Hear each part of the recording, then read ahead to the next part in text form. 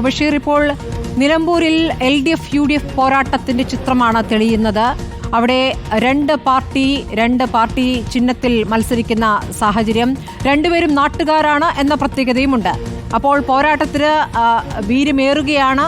അവിടുത്തെ ഒരു സാധ്യത നമ്മൾ എങ്ങനെ വിലയിരുത്തണം?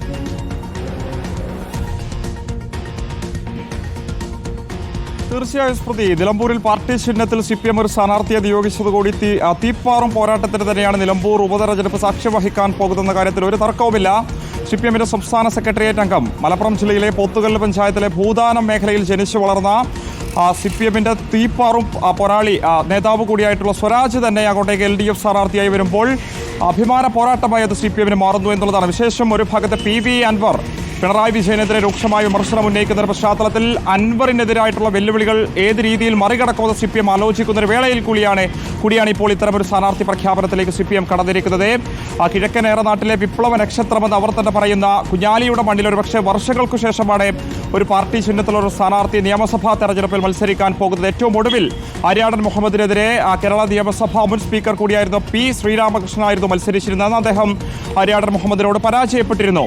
എന്തായാലും കഴിഞ്ഞ രണ്ട് തെരഞ്ഞെടുപ്പിലും സ്വതന്ത്ര പരീക്ഷണമായിരുന്നു CPM മണ്ഡലത്തിൽ നടത്തിയിരുന്നത്. PV അൻവറിലൂടെ സ്വതന്ത്ര പരീക്ഷണം വിജയിപ്പിച്ചെടുക്കുകയായിരുന്നു മണ്ഡലത്തിൽ CPM കാണിച്ചിരുന്നത്. പക്ഷേ ഇപ്പോൾ സ്വതന്ത്ര പരീക്ഷണം പൂർണ്ണമായിട്ടും ഉപേക്ഷിച്ചുകൊണ്ട് പാർട്ടി ചിഹ്നത്തിലുള്ള സ്ഥാനാർത്ഥിയെ നിർത്തിക്കൊണ്ട് തന്നെ ഒരു പരീക്ഷണത്തിന് CPM തയ്യാറാകുമ്പോൾ അത് വളരെ കൃത്യമായിട്ടുള്ള ഒരു വിലയിരുത്തൽ CPMന് നേരത്തെ തന്നെയുണ്ട്. അതായത് മണ്ഡലത്തിൽ നടപ്പിലാക്കിയ വികസന പ്രവർത്തനങ്ങൾ ജനങ്ങൾ ഏറ്റെടുക്കുമെന്നൊരു വിശ്വാസം തന്നെയാണ് CPM വെച്ചു പുലർത്തുന്നത്.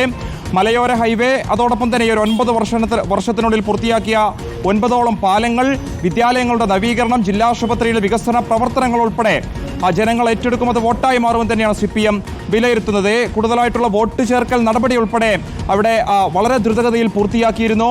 അത് CPMനെ സംബന്ധിച്ച് വളരെ മുതൽക്കൂട്ടാകുമെന്ന് തന്നെയാണ് അവരുടെ അവകാശവാദം. പാർട്ടി അണികളിൽ ഉൾപ്പെടെ സ്വരാജ് സ്ഥാനാർത്ഥിയായി വന്നതിലൂടെ വലിയൊരു പ്രതീക്ഷയുണ്ടാക്കും, അല്ലെങ്കിൽ അത് വലിയ അത്തരം രീതിയിലുള്ള വലിയൊരു പോരാട്ടത്തിലേക്ക് നയിക്കുമെന്ന് തന്നെ CPM കണക്ക് കൂട്ടുന്നുണ്ട്. അൻവറിനെ മറികടക്കാൻ സ്വരാജിലൂടെ സാധിക്കുമെന്ന് തന്നെയാണ് പാർട്ടിയും ഈ ഒരു ഘട്ടത്തിൽ വിലയിരുത്തുന്നത്. സ്വരാജിനെ സംബന്ധിച്ച് മലപ്പുറം ജില്ലയുടെ SFIയിലൂടെ വളർന്നു വന്നൊരു നേതാവ് കൂടിയാണ്. പോത്തുകല്ലായിരുന്നു ജനനം. ഇപ്പോൾ നിലമ്പൂർ രാമകുത്തിലേക്ക് അദ്ദേഹത്തിന്റെ താമസം പൂർണ്ണമായിട്ടും മാറ്റിയിട്ടുണ്ട്. SFIയുടെ മുൻ ജില്ലാ സെക്രട്ടറി ആയിരുന്നു. കാലിക്കറ്റ് യൂണിവേഴ്സിറ്റി മുൻ ചെയർമാനായിരുന്നു. പിന്നീട് DYFIയിലൂടെ വളർന്നു വന്ന നേതാവാണ്. എറണാകുളത്ത് മുൻപ് മത്സരിച്ചിട്ടുണ്ട്, നമുക്കറിയാം. ആ നിലയിൽ പാർട്ടിയുടെ യുവമുഖമാണ്, അഭിഭാഷകനാണ്.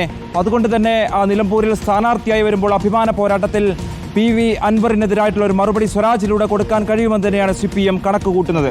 ശരി, റോഷിപാൽ, ഇപ്പോൾ ഷൗക്കത്ത് വേഴ്സസ് M സ്വരാജ് എന്ന രൂപത്തിലേക്ക് ആ മത്സരം മാറുമ്പോൾ അങ്ങനെയല്ലല്ലോ. അവിടെ ഒരു PV അൻവർ എന്ന പേര് കൂടിയുണ്ട്. യഥാർത്ഥത്തിൽ PV അൻവറിന് മറുപടി നൽകുക, അത് CPMനെ സംബന്ധിച്ചതൊരു അഭിമാന പോരാട്ടം എന്നുള്ളത്, UDFനെതിരായ മത്സരം എന്നതിലപ്പുറം PV അൻവറിന് മറുപടി നൽകുക എന്നത് കൂടിയാണല്ലോ. PV അൻവറിന് ഇപ്പോൾ CPIM പാർട്ടി ചിഹ്നത്തിൽ സ്ഥാനാർത്ഥിയെ നിർത്തിയ സാഹചര്യത്തിൽ അപ്പുറത്ത് UDFനൊപ്പം നിൽക്കുക എന്ന ഒരു സാഹചര്യം, നിർബന്ധിത സാഹചര്യം കൂടി ഉരുത്തിരിയുന്നുണ്ടോ റോഷിപാൽ?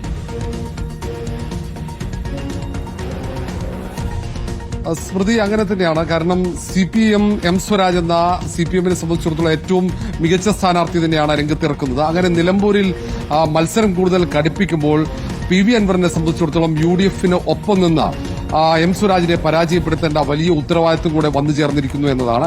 കാരണം PV അൻവർ രാജിവെക്കുന്നത് തന്നെ പിണറായി സർക്കാരിനെതിരെ, പിണറായി വിജയനെതിരെ ഗുരുതരമായ ആരോപണങ്ങൾ ഉന്നയിച്ചാണ്.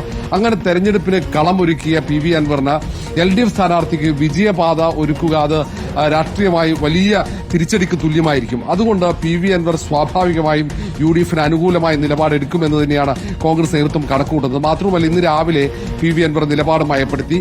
സ്വാഭാവികമായും ചർച്ചകൾ സജീവമായി നടക്കുന്നുണ്ട്. PK കുഞ്ഞാലിക്കുട്ടിയും രമേശ് ചെന്നിത്തല അടക്കമുള്ള നേതാക്കൾ അനുനയ നീക്കം സജീവമാക്കിയിട്ടുണ്ട്. ഇന്ന് വൈകുന്നേരം 7 മണിക്ക് UDF ഏകോപന സമിതി യോഗം ഓൺലൈനായി ചേരുന്നുണ്ട്. ആ യോഗത്തിൽ PV അൻവറുമായി ബന്ധപ്പെട്ട വിഷയം മാത്രമാണ് ചർച്ച ചെയ്യുന്നത്. തീരുമാനമെടുത്ത് PV അൻവറിനെ അറിയിക്കും. ഇന്ന് തന്നെ അനുനയം നടക്കും, അനുരഞ്ജന നീക്കം വിജയിക്കും എന്ന് തന്നെയാണ് കോൺഗ്രസ് നേതാക്കൾ പറയുന്നത്. കാരണം ഏറ്റവും പ്രധാനപ്പെട്ട തെരഞ്ഞെടുപ്പാണ് UDF-നെ സംബന്ധിച്ചിടത്തോളം. ഇതിനൊപ്പം തന്നെ PV അൻവറിനും ഈ തെരഞ്ഞെടുപ്പ് നിർണായകമാണ്.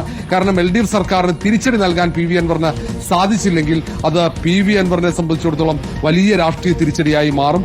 ഈ തിരിച്ചറിവ് PV അൻവറിനുണ്ട്. അതുകൊണ്ടാണ് M സ്വരാജ് സ്ഥാനാർത്ഥിയാകുന്നു എന്ന സൂചന വരുമ്പോൾ തന്നെ PV അൻവർ കൃത്യമായി തന്റെ നിലപാട് മയപ്പെടുത്തുന്നത്. അതുകൊണ്ട് ഇനി PV അൻവറിന്റെ മുന്നിലുള്ള ഏക വഴി UDF-നൊപ്പം നിൽക്കുക എന്നതാണ്, LDF സ്ഥാനാർത്ഥിയെ പരാജയപ്പെടുത്തുക എന്നതാണ്. അല്ലെങ്കിൽ PV അൻവർ മത്സരിക്കുകയും UDF സ്ഥാനാർത്ഥി ആര്യർ ഷൗക്കത്ത് മത്സരിക്കുകയും ചെയ്യുമ്പോൾ LDF വിരുദ്ധ വോട്ടുകൾ അത് വിഘടിക്കുകയും LDF-ന് വിജയത്തിന് വഴിയൊരുക്കുകയും ചെയ്യും എന്ന വിലയിരുത്തൽ തന്നെയാണ്. കുഞ്ഞാലിക്കുട്ടിയുടെ വാക്കിലാണല്ലോ മിണ്ടാതെ ഇരിക്കുന്നത് റോഷിപാൽ. അപ്പോൾ എന്തുറപ്പ് ലഭിച്ചു എന്നുള്ളതാണ്. ഇപ്പോൾ ഞങ്ങൾക്കൊപ്പം ചേരുക, പുറത്ത് മറ്റ് പ്രതികരണങ്ങൾ നടത്താതിരിക്കുക എന്നുള്ള നിർദ്ദേശം ഇപ്പോൾ തൽക്കാലം കിട്ടിയിരിക്കുന്നു. ഘടകകക്ഷി അതോ അസോസിയേറ്റ് അംഗമോ, എന്താണ് ഇപ്പോൾ PV അൻവറിനെ കാത്തിരിക്കുന്നത്?